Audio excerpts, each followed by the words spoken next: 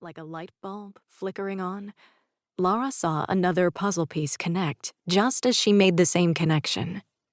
But it was Nick who beat her to voicing it. The bomb at the Williamsburg police station was my fault. It was a line from William Walsh's suicide note. And now, it made sense. Terrible sense. "My brother was given a choice," James said, voice undeniably raw.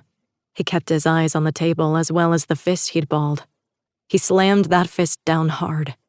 No one was surprised by it. "He was given a fucking choice, and he chose to keep his secret instead of expose it.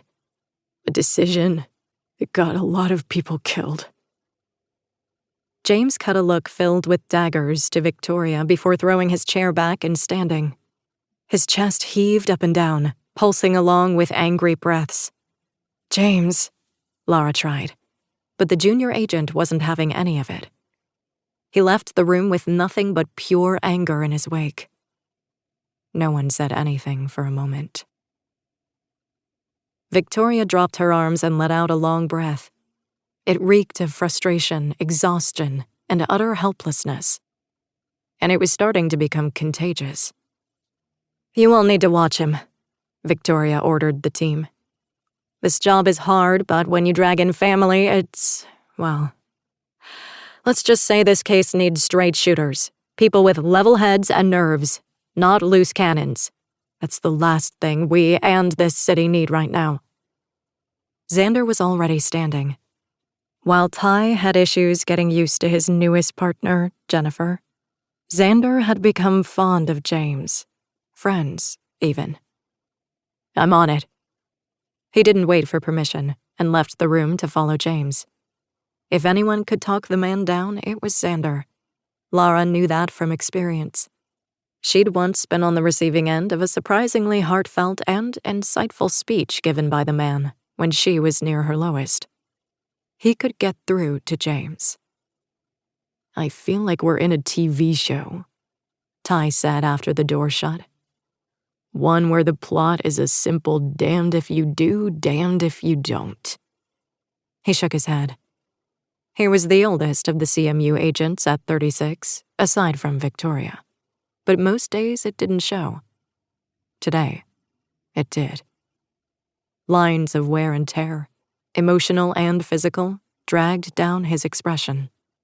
"At least now we know what we're dealing with," Nick spoke up. He pushed the tip of his index finger down on the tabletop. He tapped it once for every point he made.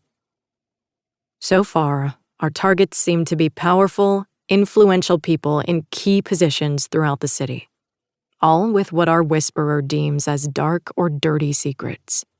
He gives his targets a choice, exposure or innocents' deaths on their conscience," Jennifer said, looking up from the notepad she'd produced. "It isn't enough to flat out kill his targets. He wants them to suffer for what they've done," Laura finally said. She looked at the phone as she spoke. It surprised her how much she felt exposed at the moment.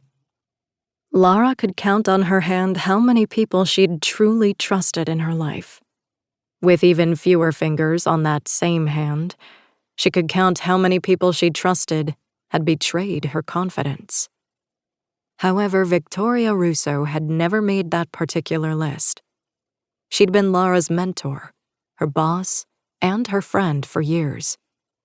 She'd known everything there was to know about Laura, her past, the details of the Moretti case, the child she'd given up for adoption, all of it, and had never used it against her, never let her down. Victoria had been there for her through thick, thin, and everything in between. She'd been one of the very few rocks in Laura's life that hadn't been eroded or washed down the stream of time. And now, here Laura was, looking at the same woman she had spent years admiring and respecting, bend to the sick wills of a madman. It wasn't right. And Laura wasn't going to let it stand, either. "Including you. We have 4 victims so far who have been directly threatened by the bomber," Jennifer added.